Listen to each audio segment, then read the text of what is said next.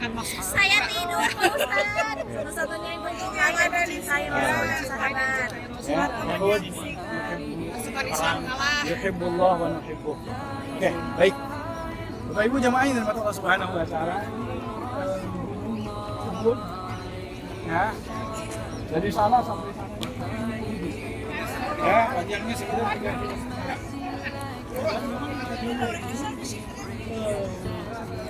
Madinah ini terbentang. Nah, kemudian dari sana pun gunung,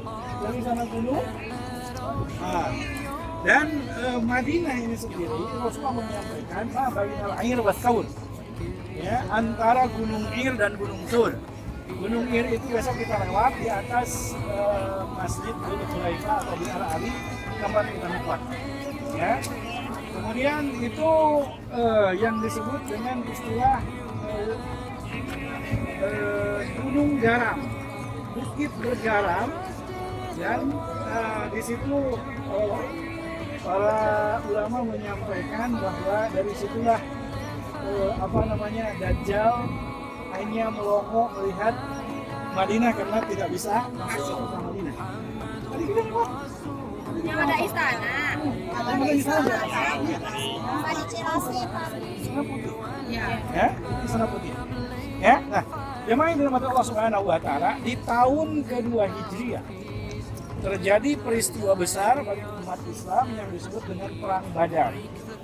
Yang mana kaum muslimin 300 hari dengan melawan 1000 orang musyrikin Makkah, ya, dan orang-orang musyrikin Makkah itu kalah. Allah menurunkan pertolongan kepada kaum muslimin dan orang-orang musyrikin kalah kalau dilawan dengan 300 orang.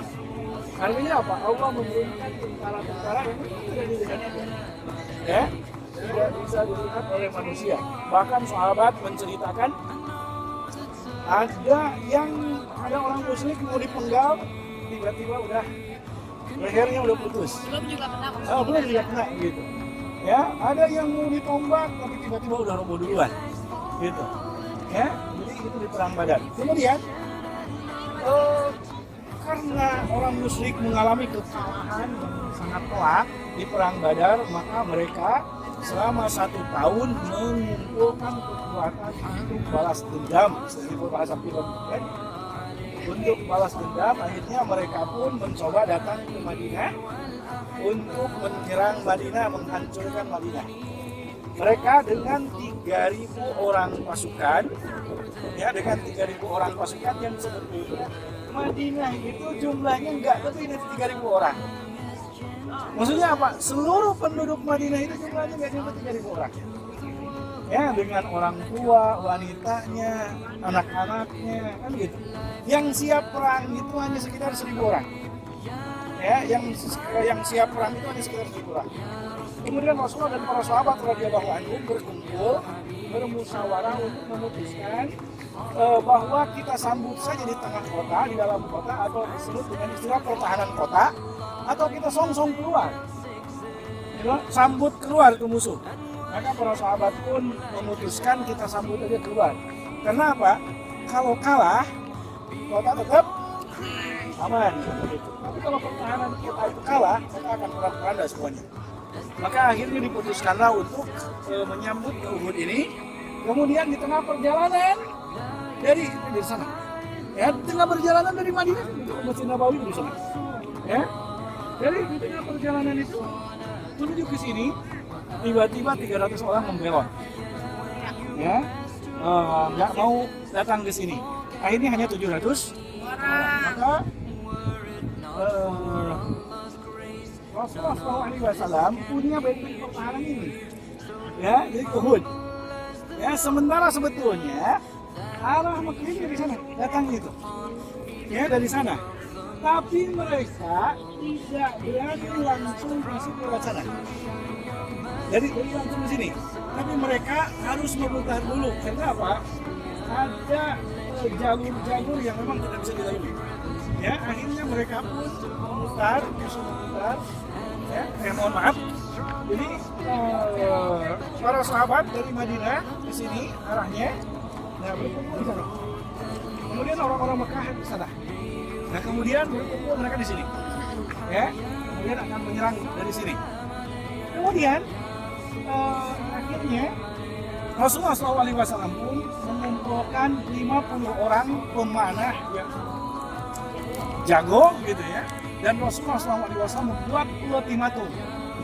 Ya, membuat ultimatum, menang ataupun kalah kalian tidak boleh turun. Ya, menang ataupun kalah kalian tidak boleh turun. Maka akhirnya ketika orang-orang Makkah itu menyerang pasukan Rasulullah SAW dari arah sana, ya, dari arah sana, maka orang-orang yang pemanah yang Rasulullah sendiri di atas bukit sana, itu namanya Bukit Ain-Ain. Karena di sana ada 2 mata air dulunya, sehingga disebut dengan Bukit Ain-Ain. Sekarang dikenal dengan Jabal Rumah atau Bukit Pemanah. Dulu tinggi, tinggi dan agak besar karena banyak orang. Jadi terkikis. Setinggi gunung itu sama? Enggak. Setengahnya kali ya? Setengahnya. Ya, mungkin setengahnya. Nah kemudian karena orang-orang musyrik yang maju itu dihujani terus-terusan oleh panah, akhirnya mereka pun kalap. Mereka mundur, lari, dan harta mereka ditinggalkan. Ya, harta mereka ditinggalkan dan akhirnya diambil oleh para sahabat radhiyallahu anhum. Diambil. Para pemanah tergiur juga ingin mengambil harta rampasan perang itu. Akhirnya mereka pun turun. Sisa hanya 10 orang dari 50 orang itu. Sisa hanya 10 orang. Yang bertahan itu padahal Abdullah bin Jubair sudah mewanti-wanti kita harus taat kepada Rasulullah SAW. Nah, disinilah Allah menahan pertolongannya karena mereka tidak taat kepada Rasulullah. Nah, hal ini akhirnya dimanfaatkan oleh pasukan berkudanya Khalid bin Walid. Dia berputar, ya, lewat ini lembah. Ini memang dari dulu juga lembah. Dia berputar ke sana, sampai terus. Tadi kita lewat sana, lembah kan? Lembah kan? Nah, berputar lewat sana, lembah, kemudian naik ke bukit. Dan pasukan yang tersisa pun, yang 10 itu habis. Akhirnya apa? Musuh pun langsung masuk lagi dan terjadilah pertempuran yang sangat dahsyat di sekitar masjid dan itu, ya, sekitar makam dan masjid itu, ya, yang akhirnya Allah pun tahan pertolongannya, tidak langsung turunkan, ya, karena memang mereka tidak taat. Ya, akhirnya mereka mengalami kekalahan, ya, 70 orang syahid termasuk paman Rasulullah SAW yang bernama Hamzah bin Abdul Muthalib. Ya, syahid di sana, ditombak oleh Wahsy, kemudian jantung dan hatinya itu diambil, kemudian oleh Hindun itu dimakan. Itu saking bencinya karena apa? Karena saudaranya terbunuh di perang Badar oleh Hamzah. Balas dendam. Ya, balas dendam gitu. Nah, kemudian akhirnya 70 orang syahid di sana, kemudian ada 1 orang sahabat yang sangat luar biasa, Masya Allah. Sahabat ini bernama Mus'ab bin Umair, yang mana Mus'ab bin Umair ini sebelum masuk Islam, dia anaknya orang kaya di Mekah. Orang kaya, bajunya tiap hari baru terus.